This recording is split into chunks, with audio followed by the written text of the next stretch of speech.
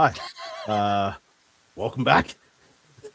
That was a first. So apparently YouTube isn't a fan of us right now, so we're gonna try again. We apologize, YouTube. Whatever we did, we didn't mean it. So please let us continue with our guest this week, Tino Fera.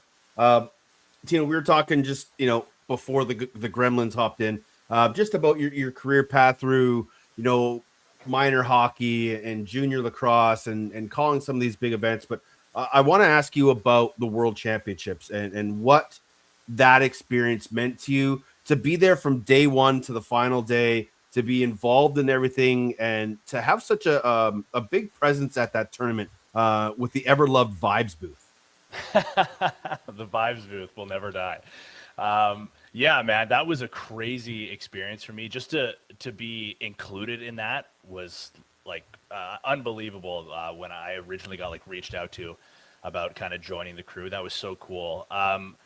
Arguably the hardest thing I've done in my broadcasting career, just with the amount of games and not only the amount of games, yes, that's really hard on your voice and stuff like that, but I had never really called any European players or European teams. So having to figure out the different pronunciations from different people was pretty tough. But honestly, man, yes, I was there to be on the broadcast crew, but still, to me, the biggest takeaway from that entire journey was the women being there for the first time. I remember watching the final between Canada and the US, and I was finally able to get a moment to myself to be able to just sit in the stands and watch a game with nobody else around me. And I was done all my games, so I was able to have a beverage and watch the two finals. But watching the Canadian women and the American women duke it out, man, I had chills almost that entire game. So I still think about that experience, but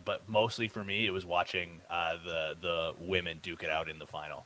Yeah, and that's such a good point, because it was such a historic moment for those ladies, and the show that they put on, and not just in that gold medal game, throughout that entire tournament. The games were intense, they were exciting. The one thing that I loved is that the women are embracing the physicalness of the box game. They love to hit people. They've been dying to do that. Growing up, oh, you're not allowed to hit. Women's field lacrosse, you're not allowed to hit. You put pads on, you put them inside the box. They absolutely love the physicality, and I think that just amped the level of the play throughout the entire tournament. So I thought it was an incredible experience from top to bottom, and you guys and Georgie Para and Mackie were absolutely crushing it all week, being there for 10 days straight of 5 or 6 games a day. Just absolutely, living the hotel life, just eating hot bags every day and coffee in the mornings and getting very little breaks. It's a grind, man. So you should be very proud of what you guys did. And it's allowed you to continue growing. And now you're doing more games with the National Lacrosse League. You were with the call with Jumbo the other week. What's it been like, for yourself, being in an arena that, you've idolized hockey players and lacrosse players and all these athletes, to now be in that arena in the Jim Robson broadcast gondola calling games? It's the best, man. I would legitimately, I probably shouldn't say this, but I would do it for free because it's so cool. Yeah, don't say that. Don't say that. Don't say that. Like you said, I've grown up, I grew up with the Vancouver Ravens for the very short stint that they were here. And I was one of those kids, taking my shirt off and waving it like a towel in the stands kind of thing. And of course you were. Of course I was. And keep your shirt on so we don't get flagged by YouTube again.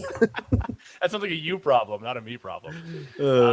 But growing up, going to Canucks games and everything, and now Warriors, being a Warriors fan before I got involved on the media side of things, it's been super cool to now have the opportunity, yes, to be up in the booth, but to have been able to see all the behind the scenes corners of that arena and stuff. It's so cool. And to be in, for me, such a historic booth like that, the Jim Robson broadcast gondola, where so many of the greats have been before, man, that is so cool for me. The cool thing, and you'll get this experience when you go to other arenas, and it's in Rogers Place, Rogers Arena. The upper walkway of the top floor has all those iconic photos. And you go to some of the older markets and the pictures just go like way back to like the 40s and the 30s and beyond that. But I love when you're walking down the gondola in Vancouver, it's got the quotes, the Jim Houston quotes, and the all the other, the Harry Cole quotes about like Trevor Linden and the Sedins. Like that, whenever I see those walking down the stairs, I'm like, yeah, that's what it's about. Let's have a fun lacrosse game. Like it just fires you up to see those quotes. And every time you walk down, I can hear them, right? Because as much as an Oilers fan I was, you know those quotes being a Western guy. Listen to you and those guys in Vancouver call games. It's such a very, very cool experience. You're also doing the Warriors podcast now. It's just kind of a new thing that you're doing, but you've been around the podcast game for a little while. What's that experience been like? Because now you're, delving in with a team. Yeah, I mean, anybody, shout out to, I can't name everybody, but like the amount of people that have reached out to me after this thing went live saying like, congrats and like fired up to see this, like it's been unbelievable. But I've been basically saying the same response to all of them is like, I'm so glad to be getting an opportunity. Like any interview that I've had in any of these roles kind of thing has like, my big talking point is like, you're not going to find anybody that like wants this specifically in Vancouver more than me. Like there might be people that are more experienced than me, but you will not find somebody who is like more passionate about having this team find success than me. So to be able to get an opportunity with the team and within the organization, like I'm so grateful for, and I just want to run with it. But it's been so cool to get to know some more guys behind the scenes and have like some conversations, like some off the record conversations, and just get to know people and stuff.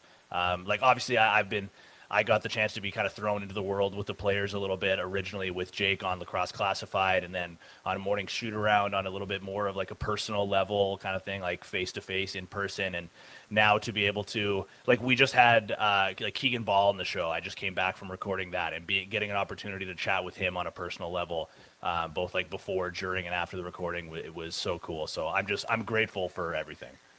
I'm going to let Patty jump in because I know he's dying to ask you a few questions. But one, the Pat Coyle interview might have been one of the best interviews I've ever heard with Pat Coyle, and I think I told you that. He's not an easy guy to get to open up. We've done plenty of coaching calls with him and had him on the podcast before. It's not easy to have him open up the way he did. So that takes a very special talent. So you should be very proud of that. But what the hell happened to the Morning Shoot Around? Did these guys get too big for the clubhouse, or what the hell? To be determined. I will. It's okay. I'll leave it at that. You're pleading the fifth. All right, Patty, hit him with the hard questions. Yeah, sorry. I had first and foremost had to grab myself a drink, but also made sure that we're not in prison again here. But no, Tino. I know I love to give you shit from time to time, but I do got to say what you are doing with this Vancouver Warriors podcast and what you're doing with the Morning Shoot Around is great. And I know you love play-by-play. I think that's where you feel most comfortable. But this hosting position, like when did you really feel like, okay, I feel comfortable in this spot? Because the growth that you had from years ago to where it is now, like you just feel so natural as a host. Thank you. That's super nice. Honestly, like I don't know if there ever really was a point. I still don't know if I feel super comfortable with it. It's just like I'm a big believer in like if you just do something once, like you can do it again. Like even though the first time is going to be super scary and anxiety inducing, like you just got to get through the first one. So I think being on Lax Class as long as I was and seeing how like Jake did things, and then also listening to your guys' shows and also just in general, like growing up, like I idolized like Jay Onrait and Dan O'Toole and James Duthie and stuff like that. And like I read James Duthie's first book. So just like taking in all that stuff. And I've always been a guy that has taken like mental notes of, things that I do like and don't like about different people in the field and stuff, and like trying to, how do I blend that into my own style a little bit? And I think something that I take pride in a lot is taking the job seriously, but I don't take myself seriously. And I think that nobody does, Tino. No one takes you seriously. Yeah, exactly. Correct. But I think that allows like a very welcoming experience. I think that like if people understand that like yeah, sure, if we're doing an interview and like you want to take a shot at me or whatever, like that's cool. Like I'll take a shot at me first kind of thing. Like I think it allows for very much so like a casual setting. And I think that makes for some I mean, if I could toot my own horn, like some cool interviews, I think. Like the Pat Coyle one, I am very proud of that one. And I don't think that was all me. Like the fact that Delbs and Pacer were there as well certainly helped. Like those guys are all buddies, and I'm just kind of the facilitator to keep things going along. But yeah, just trying to keep things as casual as possible while still preaching the importance of professionalism is kind of like my style, I think. I think it just as I think about it, and I know you and Pacer and Delbs have a really good dynamic, and it's always hard to find that. But I was just thinking because, you know, those three guys had such good relationships. Maybe if you bring it back and maybe if those guys aren't involved, you bring guests that are like guys that grew up in Coquitlam that are on like different teams, but have all played together at some point in time that have, you know, a junior history together or a college history together. That way you can, you know, have those more relaxed, loose conversations that allow a lot of doors to be open and stories to be told. So just put that feather in the back of your cap, and I'll send you a bill later for it when you become famous. It works for me, man. Yeah. Before we dive in, because I think what we're going to do is, well, as long as you're good with it, I think we're going to carry on and you can kind of go through the breakdown for this up and coming week. But before we do dive into that, obviously, you've got a lot of familiarity with this Vancouver team, and I think they had a pretty convincing victory. I don't want to say it's like their most impressive or, you know, their biggest win of the season. But that 12-8 score line didn't really even, I felt like that was a bit generous to Ottawa. If that game felt like never in doubt the entire game. There was some concern about some scoring, especially when it comes to 5-on-5. Do you feel like this true Warriors team has arrived, or do they kind of still have more to give? I think they still have more to give, and I think that's a good thing. And I think internally they still feel like they have more to give. But I also think at the same time, like I think if I remember correctly, Jesse King said this in his post game, or maybe one of you guys might have said this, and I'm just like mixing up memories. But somebody made a comment about Kurt Malowski built teams and how they are built from the back end. It starts with the goaltender and then kind of goes from there. So I think like while maybe yes, there is some concern about the 5-on-5 scoring or like maybe the slower start to that. Like I think that it kind of fits the status quo with Kurt's type of teams where, you know, when you look at Vancouver this year, like their goaltending is rock solid, like you would imagine. Their defense is like big and physical and fast, which is what you'd expect from a Kurt Malowski team. And then when you have all of the forward talent, obviously they're going to be pretty dynamic and elite when it comes to the power play stuff. They have an extra guy on the floor than the other team. So like you would expect that they would score at will, as they have on special teams this season. I think it was almost to be expected that the 5-on-5 stuff would come last. And I think now like it's a step in the right direction. I think that they still have more to give. And the fact that they probably feel that way as well is a welcomed sign, I would say, for Warriors fans, that they are still building, but they're going to take this as a step in the right direction. Is there a sense that you feel like this group here is the group that's going forward, or do you think Kurt Malowski is going to try to go out and improve it somehow? Well, I mean, I think if there is a world where he can make his team better, I think any GM is going to look at that. But like everybody knows, like you guys know more, like better than anybody, that Kurt doesn't mess with a winning lineup.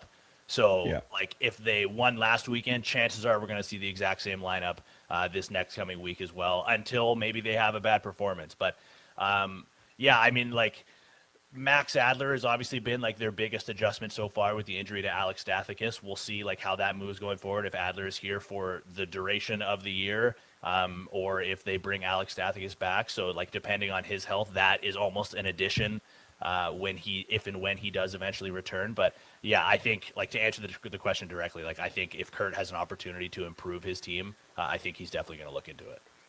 I think hold on, is Owen Grant broken? Are you seeing that because he isn't scoring right now? He just doesn't seem like himself this year. Broken? I don't think so. He's too distracted by the podcast, man. Hey, they got a 1-1 record since the podcast, so this weekend's going to be a big telltale sign, I think. I do think though that like with there being some changes on the back end as well as there being on the front end, like everybody's role kind of changes a little bit. Like I remember back in the day when Reed Bowering first became a Vancouver Warrior, like before that, Justin Salt was the transition in Vancouver.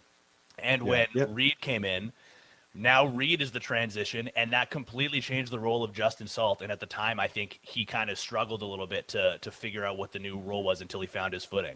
Like, I think with the new bodies coming in for Vancouver on the defensive end as well, I don't think necessarily that Owen Grant has struggled by any means, but it's just like he doesn't have to be the guy leading the transition all the time. You have Shane Simpson out there as well. You have Reese Callies who can run the floor. Like everybody has kind of shifted a little bit, but it makes the good team point, overall Tino. better. I totally agree, Tino. I would argue that I think that Owen Grant's and to be honest, Kurt Malosky told us this before the game. Like he's got much more of a bigger defensive role, and obviously I've watched Owen Grant play lacrosse for a long time. In junior, he wasn't the offensive transition weapon that he's kind of morphed into. And Malosky told us like it was almost like a perfect storm. Like he couldn't miss last year. He was getting those opportunities, and it's so impossible when your stick is so hot to replicate that. And now he's like this year, he's more concerned about keeping Rob Hellier from scoring any goals and blocking shots rather than taking off and maybe cheating a little bit. He's playing a little more of a defensive position and a more important one. And to your point, Tino, I think like Reed Bowering has become such a well-rounded defender since Malosky's come in, because when he first came in, it was transition, like back-to-back transition player of the year, a loose ball machine, which he still is, but he's getting out and scoring. Last couple of years, you look at his numbers way down. Now he's starting to get those opportunities again, but he was more focused on being that well-rounded defender. I think we're kind of seeing the same thing from OG this year.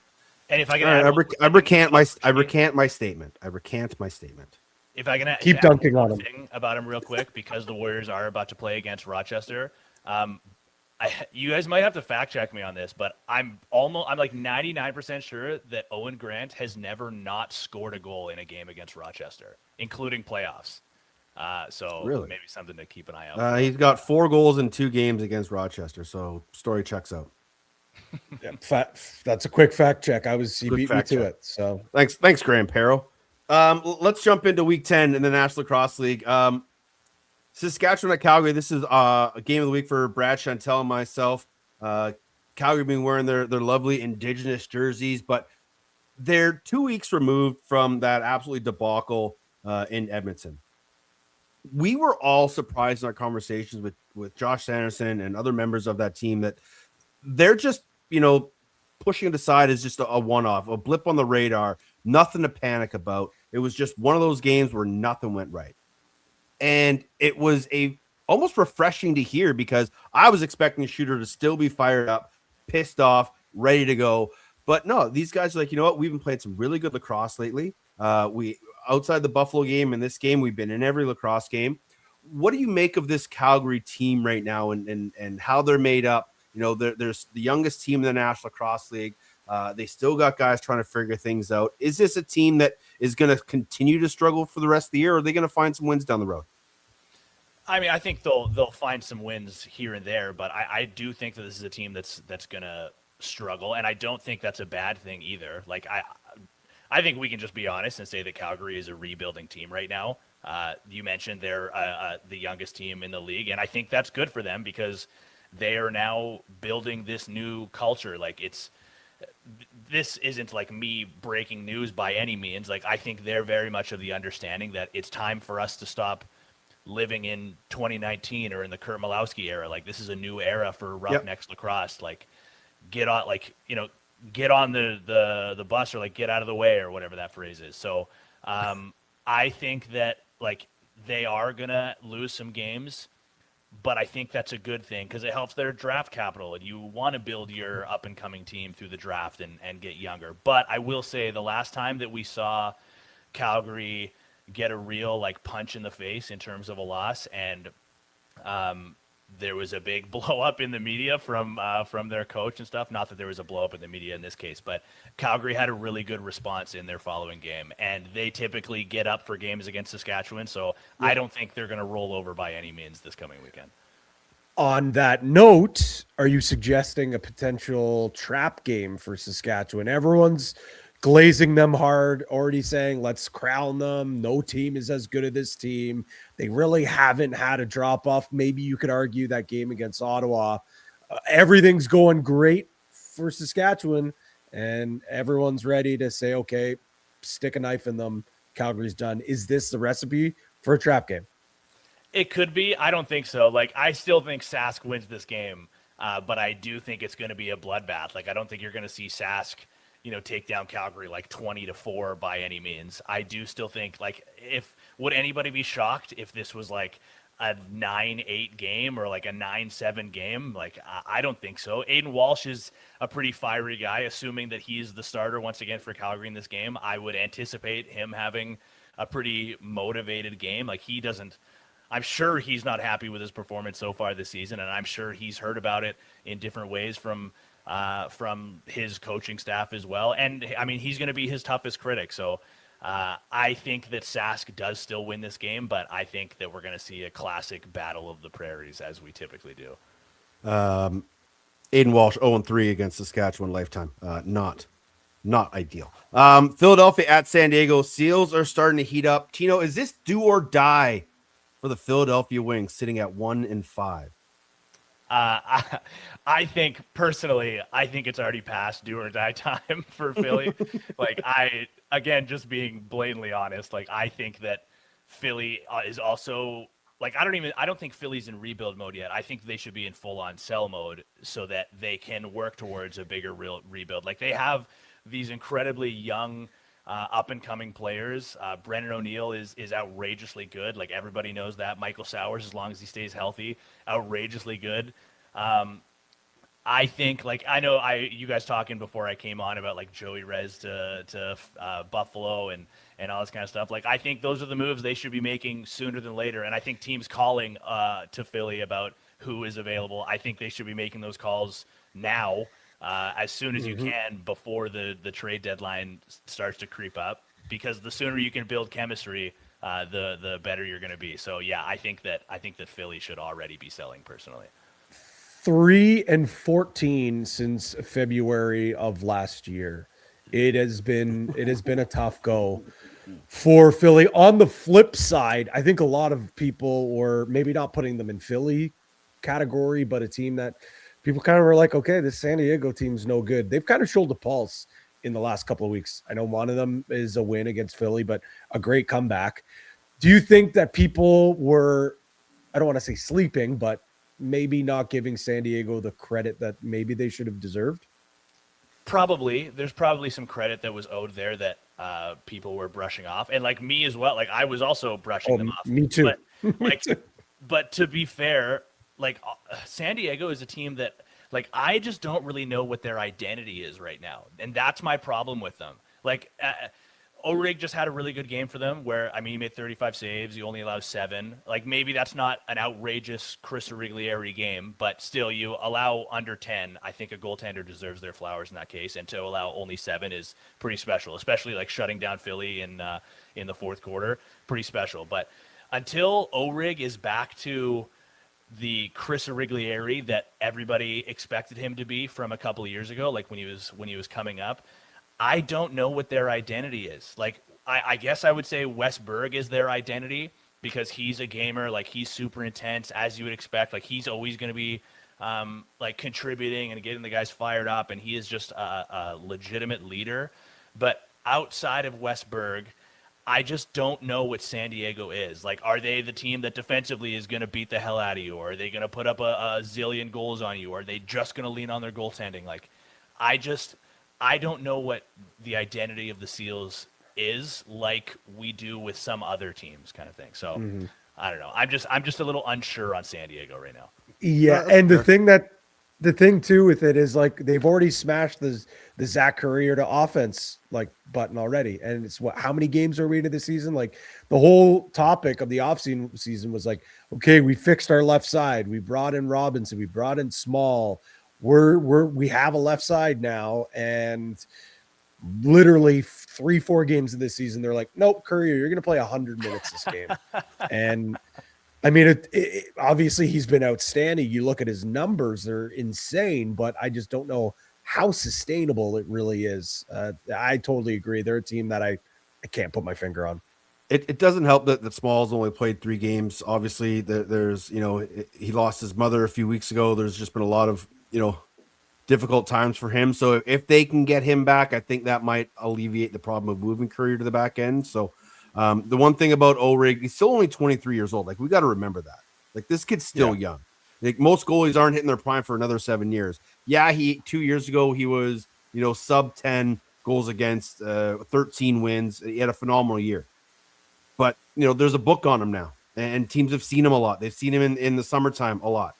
And so now they kind of have a book on it. It's probably going to take him a few more years to sort of redevelop himself and fit back into the National Lacrosse League as a full-time legit starter. I think he's starting to get there, and I think they've had a bit of a really nice bounce back. So Friday, Saskatchewan, Calgary, Philadelphia at San Diego. Saturday, it's Royal Rumble Saturday, and it is a Seamus of a Saturday night. It's a banger after banger after banger after banger after banger. These are 5 incredible lacrosse games. It doesn't matter what the records show. All of these games are going to be intense matchups. We start in Halifax. Patty, you'll be there. Swarm versus Thunderbirds. Brendan Bomberry going up against his old club. Now we get to see what this team looks like without Dawson Theed. What's the vibe, Patty, around this Halifax team right now? I think there's definitely no panic around this locker room for at least the guys that we talked to and Mike Kurzey, but there definitely is desperation's not even the word either, but there's a sense of things have to change, especially offensively.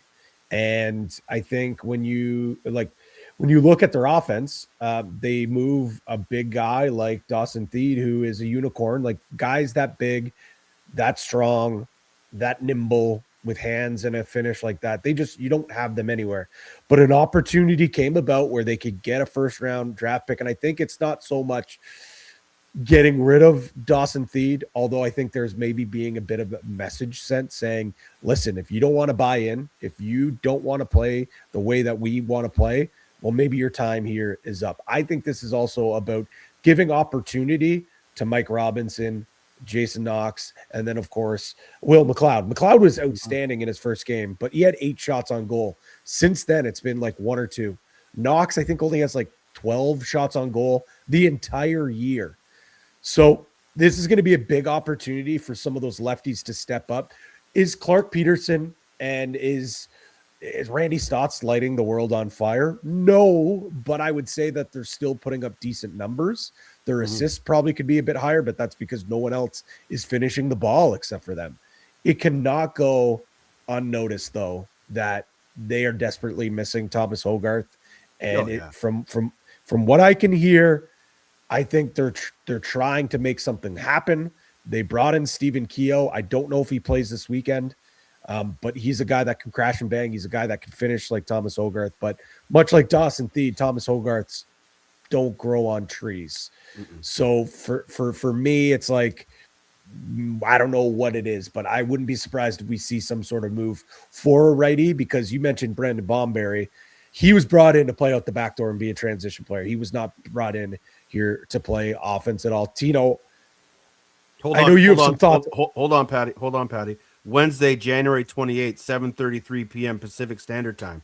The Joe Resetarits to Halifax watch has begun. I was just going to say. I mean, hey, he did play for Rochester. People forget that. He did. Full circle. Tino, we could get to, maybe if you want to stay out with Halifax here, we can stay with Halifax, but I'm more interested on your thoughts on Georgia, because are we like teetering on like Georgia wagon territory, or is it a bit too early to tell with a young group like this? Yeah, man, because they're a young group is why it's hard to decide, because like you don't know how sustainable it is with them being like in like pro athlete in like the world of pro athletes, like kind of kids, you know what I mean? But I think like this Georgia team reminds me of Sask a little bit from a couple years ago. Remember before last year, so 2 years ago, when they were in all those close games and they were like just coming on the wrong side of them, right? And they were like Yeah. always in these games, but just not winning. Georgia kind of reminds me a little bit of that, where they're a team that's learning on the fly a little bit, but they're benefiting like crazy from Brett Dobson finding his form as like the goaltender that we all anticipated him becoming, and he's now like filling that role a little bit. So he is kind of like, Georgia's defense has been really good, I would say as well. Like it's not just singular credit to Brett Dobson, but I think that when you have a goaltender that is stopping the shots that, like, yes, you're supposed to stop, but he's like not allowing really any squeakers in, and he's also making the saves that you wouldn't really anticipate a goaltender making as many times as he does. So yeah, it is hard to tell with Georgia because they are like teetering on as young of a team as they are, but I think the fact that they have a goaltender that's really like coming into his own and becoming a star in this league, I think certainly helps. Vancouver at Rochester, two teams at 4-2, sitting in home playoff spots as we cross the third-way mark of the National Lacrosse League season here with Week 10.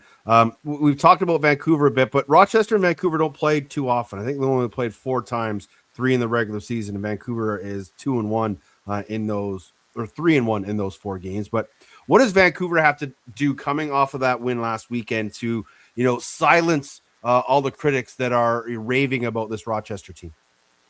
The start is huge, right? Like Kurt talked last week in his post game about how he challenged the team and how he thought that their focus was exceptional, was the direct wording that he used, I believe. That can't be a one-off, and I wouldn't anticipate it being a one-off with how many former captains and as many leaders as they have. But as a team, I think they also have to be comfortable with knowing that Rochester is going to score. Like they are, aside from Sask and Ottawa, they like nobody has scored more goals other than Sask and Ottawa aside from Rochester, and Rochester has games at hand, right? So clearly, like their offense is the big talking point. It's like, what kind of a game are you going to see from Rylan Hartley? What kind of game are you going to see from the Rochester defense? Like, I think it's super important for Vancouver in this case to just, you don't want to be like okay with allowing breakdowns by any means, but you're not going to stop Rochester's offense fully, and you cannot lose your focus if they go on a bit of a run. Patty, do you have any Ryan Smith boosted questions? Well, Spencer Connolly say we'll be having multiple certified Ryan Smith moments. Friend of the program, we won't slander Ryan Smith. I think it's going to be a tough challenge though for Rochester, just considered like how many big bodies, like Vancouver's defense, seeing them up close and personal last week. It's just such a reminder how much of a treat they are to watch, especially defensively. Like you've got the young studs, like we talked about with Grant and Bowering, but like even the old boys are still getting it done, man. Like they still are, they like Ryan Dilks still turns the ball over at an unbelievable rate. Like Midsky and Beers are still out there, and then Shane Simpson is automatic in transition. I question if Rochester's defense, can go blow for blow with Vancouver. Like I think they both have the offense to do it. I give too big of an edge for Vancouver defensively. It's got to be a Hartley like stand under your head. Hartley has to be better than Delbs, period. If this game is going to go Rochester's way, there's no doubt about it. In my mind, that is. Ottawa, Toronto, 4-4. Black Bears taking on the 3-3 Toronto Rock. I can't figure this Toronto team out, Tino. Can you? Can anybody? I don't think they can figure themselves out right now. No. It's weird because like I wasn't sure if CJ Kirst was going to be able to endure and continue to lead this team throughout the year. I thought someone else was going to step up. But man, this kid just continues to impress me each and every week. You know what's like? I mean, he scored some crazy goals and made some like crazy plays so far this year. But in the Toronto versus San Diego game a couple of weeks back, he scored this goal where, so what? CJ Kirst, he's a lefty, correct? Mm-hmm. Yeah. So he peeled behind the crease, switched hands off ball, and like parked himself there and scored a quick stick goal in his offhand. Yeah, and, like, I remember that. I know, like, offhand stuff for Americans and high-level field guys, like, that's just your usual run-of-the-mill stuff. But myself, as a Canadian that was just, like, a super average junior B guy, the idea of a quick stick with my offhand and looking smoother than my strong hand is just outrageous to me. So I think he has been like, I don't think he's been as advertised. I think he's been better than advertised. Better. And the opportunity right now with this Toronto team, who is also sort of trying to rebuild or retool on the fly a little bit, I think has been perfect for his development, because he's got an opportunity to be the guy on that side and work with Mark Matthews, who is just a guy who will always feed you the ball. So yeah, I think he's been incredible. If there's any way they can get a home playoff game, I think you have to consider him for MVP. Definitely. Well, yeah, which, I mean, he's winning Rookie of the Year then if he's MVP as well. So Yeah, 100%. yeah, no doubt. It's yeah, I understand why there were some critics to be like, I don't know if he's gonna be as good. Like, should he have been number one? Like, oh my God, Owen Hiltz, like, look how good he was in preseason. Like, don't get me wrong, Owen Hiltz is probably going to be like a perennial 30 goal scorer for the rest of his career, but I think there's a ceiling to Owen Hiltz. I don't know where the ceiling is with CJ Kirst, man. Tino, you mentioned that goal. Like, I think he scored, what do you have, 4 goals that game? Was it 4? 5, and 2 5? of them were right-handed. Yeah. 2 of them were in his right hand. Like, Yeah, the guy one is was from deep and one was right on the crease. You know what's like, funny? it's just like, when I was in junior, I think it was like my last year. I was playing a lot of offense that year, and like I went onto my wrong side in a practice and kind of tried to throw this twister, and my coach stopped the drill, ripped my stick out of my hands, and threw it down the floor. Nice. And then you have CJ Kirst, who is like on a regular basis, like once every other shift, is going to his offhand and looking like he's one of the best players in the league. It's just outrageous. Yeah, it's crazy. And like he played that full season in Mimico, where I saw him up in Whitby, and I'm like, oh my God, this guy is going to be an absolute menace. And then he goes and plays in Utica and look pretty well the part. It's just the thing for me that I think, obviously we see everything that jumps off the page, the athleticism, the creativity, but like what I love about him the most is the infectious energy. Like, he celebrates harder for when his teammates score. When that ball is down on the turf in the corners, he's the first guy there, and he's usually that guy coming out with the ball. And if he's not, he's boxing out his man and his teammates coming through. It's like those little things that really just like blow me away. And that's why I know this kid is going to be more than just a flash in the pan. Like, he's here for a long time, and he's just so much fun to watch. And that's sick for culture too, as a team that's retooling, to have a guy that energy is that infectious, and he's a rookie. Like, that's fantastic for the culture of the Rock going forward. Mm-hmm. Let's move along. Buffalo at Colorado. Oh, I want to say the Toronto Rock are wearing their Takaranto. Is that how it's pronounced, Patty? I believe so. Yes, I believe so. Yeah, Takaranto Indigenous jerseys. Some of the nicest Indigenous jerseys So nice. any team wears. Flat out. End of story. Period. If anybody happens to get their hands on one and wants to part with it, let me know. Buffalo at Colorado. These two teams never play boring games. This will be another absolutely fantastic game. Tino, I know you wish you could be down there calling this game, but how intense do you think Buffalo and Colorado will be still, 2 years removed from their back-to-back finals appearances? I think it's going to be a bloodbath. Like we talked about Sask and Calgary. I think that you should expect the exact same thing from these two teams. Like regardless of where they play, whether it's in Colorado or if it's in Buffalo, like the crowds get really into it. And I think that's super exciting that you have two fan bases that are very educated about the sport, the NLL, and specifically the rivalry of Colorado and Buffalo. Like obviously Buffalo fans remember, but Colorado fans also remember like the years past of being in the finals against each other.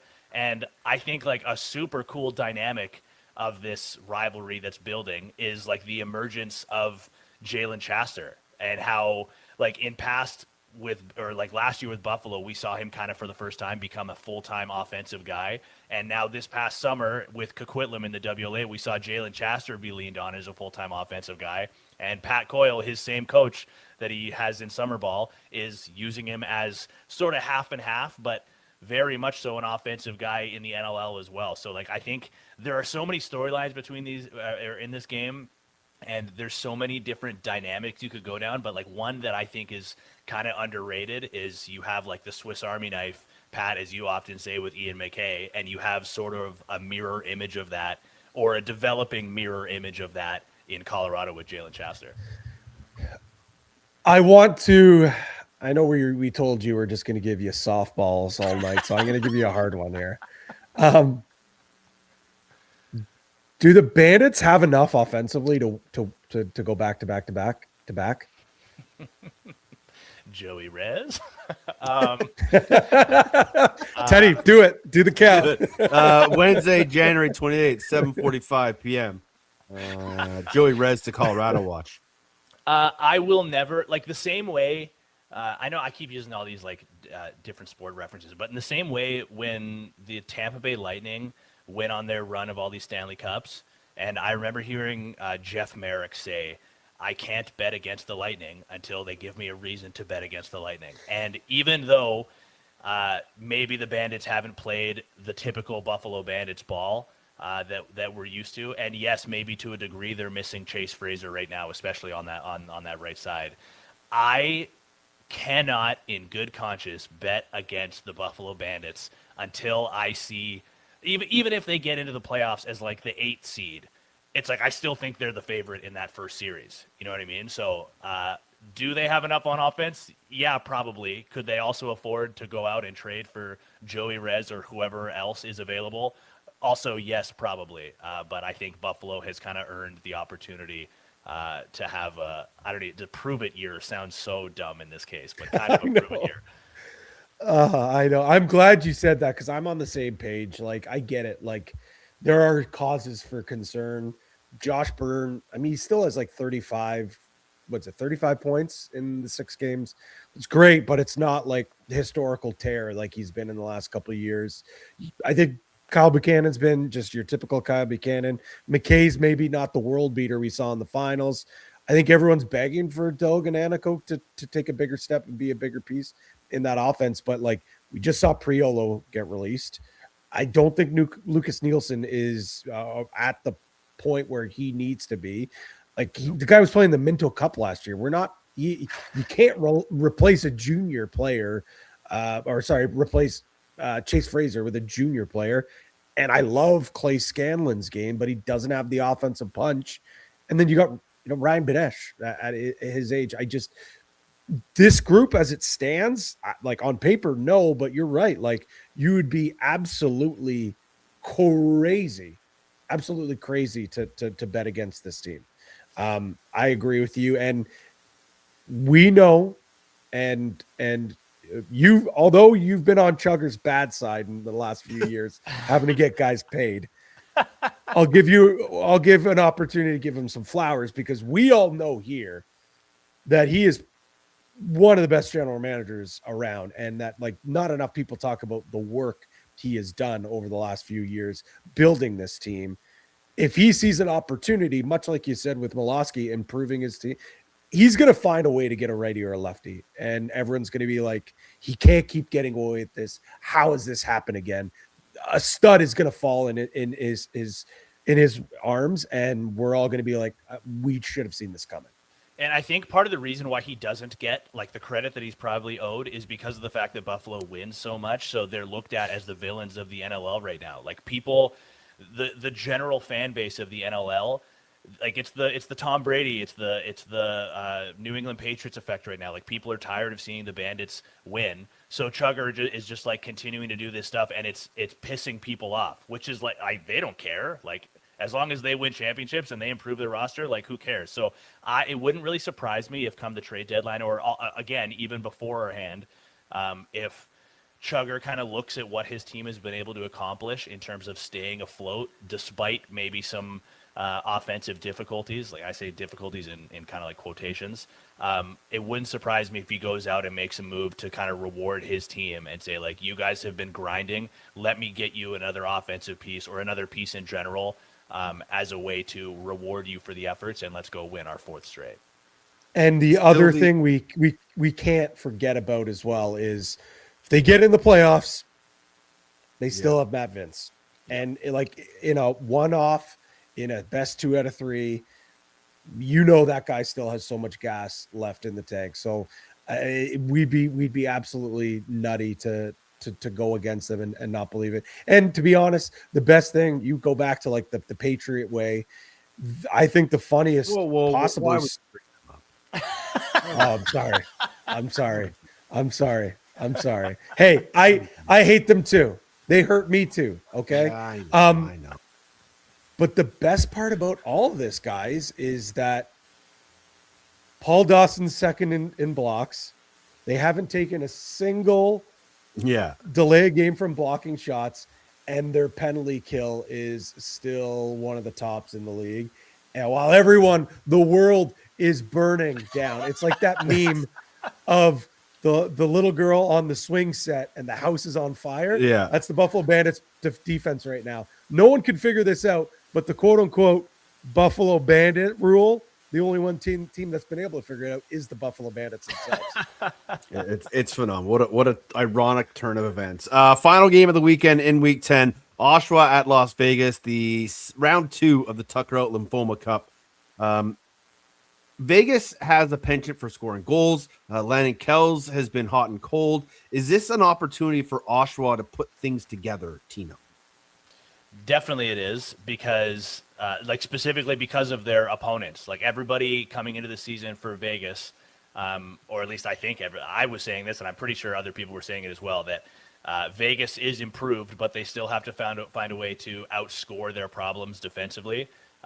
They've been like okay defensively, but I still think that obviously the back end is the issue with Vegas right now. So when you have a team like Oshawa, who their issue has been filling the back of the net, maybe this turns into a bit of a barn burner. Like maybe I kind of hope not. Like Pat, I know you're also in the camp of like preferring the tight, low scoring games, as I am as well, but you never know right now. Like no disrespect to Landon Kells and Alex Bouquet, but on occasion they have their off days kind of thing. So it's very much so a matter of like which version of the starter for Vegas are we going to get? Meanwhile, on the other side, you have Doug Jamieson, who doesn't really have that many off days. So if Oshawa is looking for a game to really like jumpstart or kickstart their offense, this could be it, but that it's also not going to be a game where like Vegas is very much so going to be in that game by like all accounts. Do you feel what do you got, Patty? What do you got? You got something? You're thinking. Are you still on Vegas? Are you still on Vegas? No. Okay. Move along. Is there a path for Oshawa to make the playoffs? Like if they lose this game, or like, is this a must win for them? Because I think they would drop down to what? 3-7. Oh, run to 3. 2-7. 2-7. They'd be 2-7. And here's the remainder of their schedule: at Toronto, home to San Diego, at Ottawa, at Philly, home to Philly, home to Roch, at Calgary, home to Calgary, Buffalo Bandits at home. Oh, that last game is going to be electric, potentially. I know. Potentially. Potentially TSM game of the week as well. Potentially. Potentially. God, I hope if you guys are on the call for that, I hope you guys wear your best suits. If if they do have a path, a lot of it falls on Vegas, and I think a lot of it falls on. I'm just looking at the standings right now. A lot of it, I guess, also would fall on my first answer was going to be Ottawa, but also Georgia. Like, how do they look for the remainder of the season right now? Because if there is a team or a couple of teams right now that maybe have the potential that I could see, like, realistically maybe slipping out of a playoff spot, it would be one of those three. So, but if they lose this game, like, they're really putting themselves behind the 8 ball, which is like no competitor or professional team ever wants to put themselves in a position where you're relying on other teams for your future. So if they want to give themselves a somewhat easier pass, then this is very much so a must win. Yeah, I it's think almost they like, have to win. They have to win this game, and then you would expect they'd have to sweep both Philly and Calgary to have even a chance. Yeah, it's almost like a loss here, and you could almost argue that fate's out of their hands already. Mm-hmm. But like a loss here, and it's like you got to do real well here. I don't know, go like run the table almost. Maybe you have a couple losses here and there, and that's the only way where it's like, okay, we're good. Like you have to win 7 of 9. You have to win 7 of your last 9 just to get to 500. That's what I'm saying. And then you're probably still hoping at that point, like Tino was saying, that one of those teams kind of fall out of the tree. It's going to be a tough road to hoe for the Oshawa Firewolves. That is your Royal Rumble Saturday night. Patty or Tino, you're going to be watching the Royal Rumble. You're a big wrestling guy, right? Huge, like long time. The last time I watched any wrestling, I want to say I was in like the 2nd grade. The Hardy Boys were still wrestling. Are they still around? They're still wrestling. Oh, They're still okay. wrestling. Well, then, yeah, big wrestling guy, brother. Brother. There's a Vancouver Warriors wrestling night coming up, isn't there? Yeah, and I'll be there as a fan. I'm so excited. Oh. There you go. Are they doing a are wrestling guy? Yeah. Are they doing the match after like they did last time? That's a good question. I should have asked that when I was at the arena earlier today. Yeah, because last time I remember last time they did it, they had the Bollywood boys, the local Vancouver wrestlers who were part of the WWE loop at one time, and they had Trish Stratus in the house as well, and they built a ring on the turf after the game. Who came out? Hamer Jackson, and someone else, Brandon Cooper, and or it might have been maybe came out and got involved in the match, and it was hilarious. Cross-check the guy in the ring. If they get in, Tino, you need to be down there front row. Firewolves are having a wrestling night too. Colorado often does one. I love it. I think it's like they've also partnered with like the actual promotion as well. So it's not just like wrestling night. It's like not AEW, not WWE. What's the other one that they're kind of like the WWE's loosely tied? It's the one that what's the promotion that the Hardy Ring of Boys are Honor? in now? Oh, TNA? I think it's TNA or Ring of Honor. Like, Wait, I'm the like the Firewolves game or the Warriors game? Firewolves game. Like it's branded as like, it's awesome. Yeah, no, they're doing great stuff there in Oshawa, but that's going to be electric in Oshawa. Like, I am going to do everything in my power to be in that building as a fan that night. Hold on. I got it up here. Where is it? TNA wrestling night, Saturday, April 11th against Calgary. I wonder who does it say anybody they're bringing in? This is a great podcast. Yeah, this is great. Tino, so when's the next Vancouver Warriors podcast come out? Let's get this back full circle here. You know what? So we recorded one today, like right before I hopped on with you guys. Downtown Vancouver rush hour traffic is no joke. But this is like the least involved I've been with like the editing or the planning of the podcasting in general. It's been incredible. So like the first episode came out on like a Friday. Last week, I think it came out on a Wednesday. So in terms of the actual day it's coming out, I'm not entirely sure.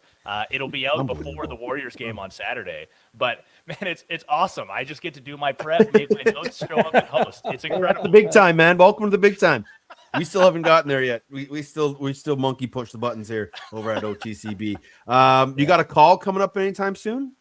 No, that one that I had with Jake against San Diego was the only one I have this year, as far as I'm aware, unless somebody like gives me the tap. Like I'm willing and available, but no, right now I'm just watching along all of you guys and stuff like that as a fan, and just so stoked about what you guys are doing. I think like the linear games this year especially have been like some of the best that we've seen in like the TSN NLL era, excuse me. And I know I'm a guy that like I complain about the little things a lot on the broadcast. The new score bug on the linear TSN is just like chef's kiss. Like finally, man, it looks so good. We'll pass that on to the higher ups. Yeah, it's funny. You mentioned all the things that look great. Has nothing to do with Teddy and I. It's all our production staff. No, you guys look great too. Tino, we appreciate you, brother. Don't stop grinding. We love you. Keep up the great work, and I'll send the royalty checks for your new Morning Shoot Around podcast soon. Appreciate it, fellas. And if anybody in the NLL is listening, I will not do it for free. That was a joke. Please pay me. But he will travel, willing to travel. Suitcase packed. One of his 3 suits is ready, and a turtleneck. Love you guys. I'll talk to you later. See you, buddy. Love you, Tino. Tino Fera, what a legend. Could talk to that kid all day long. He's got big things ahead of him. Again, does Coquitlam Express, does a lot of junior lacrosse on the mainland, and he's all over the place. So shout out Tino for doing his thing. Let's check in with the Polar Bears and get you going with some free monies.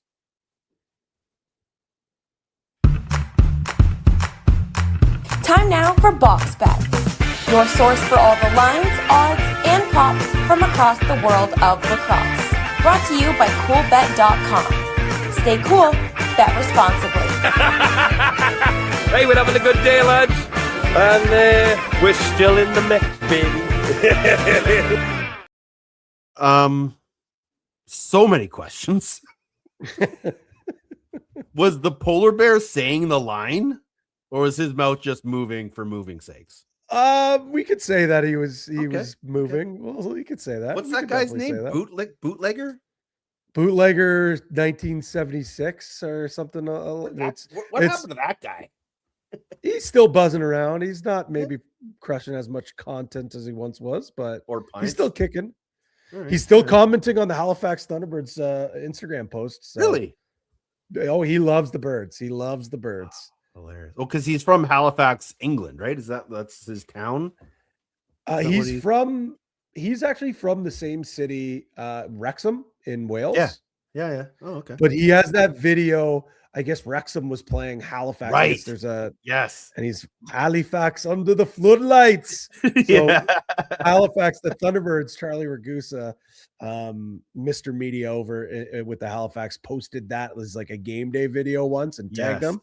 And ever since then, he's been all over. I know Luke Magnin and Tyson Bell used to always post it as their like Instagram story for the game days. But yeah, awesome. It's good. But last week, the teaser almost hit. Ottawa cost us. The parlay did cash. What do we got this week, Patty? What are the Polar Bears cooked up for our listeners over at CoolBet? Oh, we do know there will be a prop shop coming. The Polar Bears are a little bit busy. Like I said, a lot of snow, so we didn't get it up yet. We'll put it out on social, but we're gonna get a prop shop parlay because those have been cashing like crazy. Absolutely madness. Yeah. But I kind of liked the teaser last week. I know it didn't do well, but hey, your Broncos did their job, like you said. So you kind of inspired me. You put something. Well, they did their job for me, maybe not for you, but I hear you. So you kind of got you were like, what about let's roll with the dogs? Let's roll with the dogs here. And I'm like, plus 1.5, but put that all the number is kind of big. So I was like, here, okay, let's buy a point. Let's do that. Okay. So we're gonna go Wings, Swarm, Warriors, Black Bears, and Firewolves. All plus 2.5, all the road dogs. So put that all together plus 700. We usually don't get that high, but I like that we are. Yeah, you're the one. I like to go big on these. Yeah, Yours was like plus 1,500, man. It was it would be a great way to end the month for people. I'm just trying to help them out.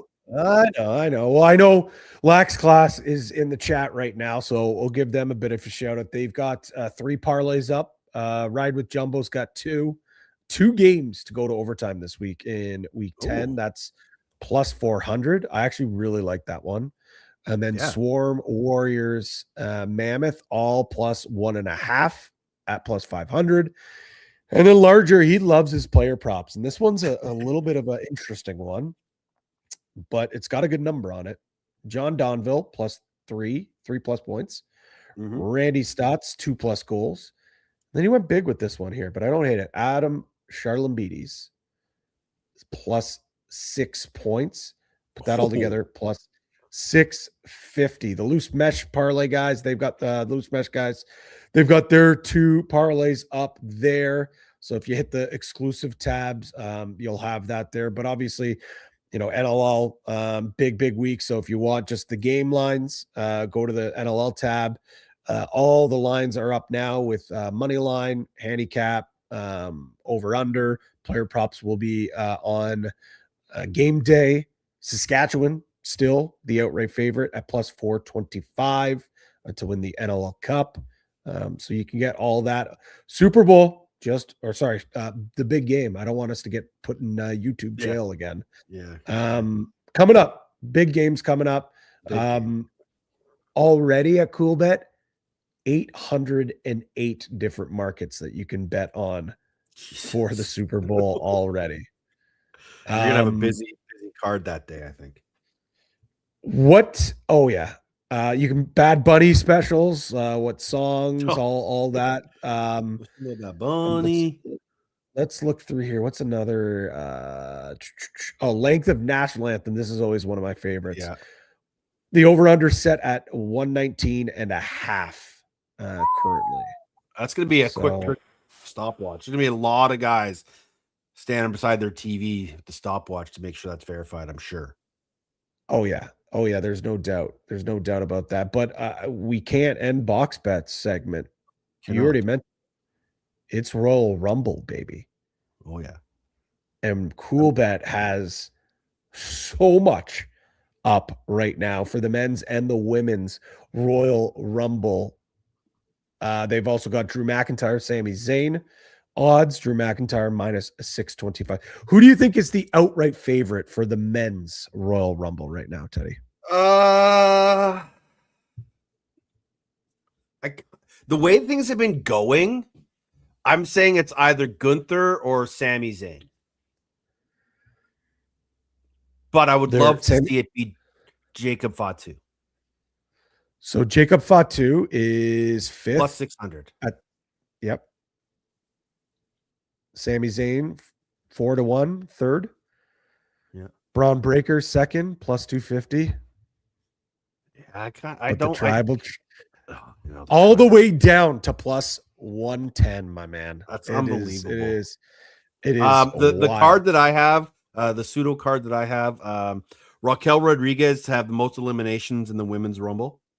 Rhea Ripley in the top 4. Chelsea Green to win. I got to go with my Victoria BC girl. She's at 20-1. Jacob Fatu in the men's, and then top 4 for Braun Breaker. That's a lot of numbers in the plus column. I might just throw 10 on it just for fun, and it'll never hit, but you just never know. It's the WWE. I love that. I'm going to put a card together. I haven't done my research quite yet, but I will be on the Winnipeg Sports Talk this Thursday with Andrew Hustler Patterson for a full Royal Rumble preview show. It'll be about 20 minutes. We're going to go through our betting cards. So I'm excited for it. It's going to be a fun night. Again, Scotty's Tournament of Hearts is still going on. The Farmers Insurance opens this weekend. Of course, the big game, still NHL, NBA, and of course, the Royal Rumble head over to coolbet.com. If it's your first time, when you log in and register, there'll be a little promo code down there. Type in OTCB, and the Polar Bears will match your first deposit up to $200, giving you a few extra Polar Bear bucks to play along with and have some fun. Of course, you can play along in the poker over in the casino room. I'm heading to Cowboys Casino tomorrow. Can't wait. First trip of the year. So be at the Saddle Dome. We'll do Red's Diner. We'll do Barf's Canteen in the arena, the Keg. The band's back together with the Western crew. It's going to be a good week. You're getting out to Halifax for some warming chowder with Pete Dowday and Mackie on the call. Coast to coast on NLL plus, TSN plus, ESPN plus. Of course, the linear game of the week, Saskatchewan at Calgary. But as we always say, stay cool. Bet responsibly. Thanks to Tino Fera for stopping by. I appreciate you guys all hanging out with us as well, despite the gremlins and the YouTube bots kicking us off. Thanks for joining us. Another edition of OTCB After Dark. He's Pat Gregoire. Find him at P. Greggy. I am Teddy Jenner at Teddy Jenner. The show at OTCB_podcast or on the Instas at OTCB Podcast. Don't forget, give our friends over at the Goalie Factory a follow on Instagram at Goalie Factory_ or visit them at goaliefactory.ca to book your session today. A busy week 10. Every team is taking the turf, and there are some big games, some must-win games for some of these teams. We'll break it down all for you next week here on the show. But if you do go to a game, take a friend. If you take a friend, take two. Buy them a beer. Friends across some beer. The perfect trifecta to stay warm on a cold January night. Until we speak again, stay safe and be excellent to each other.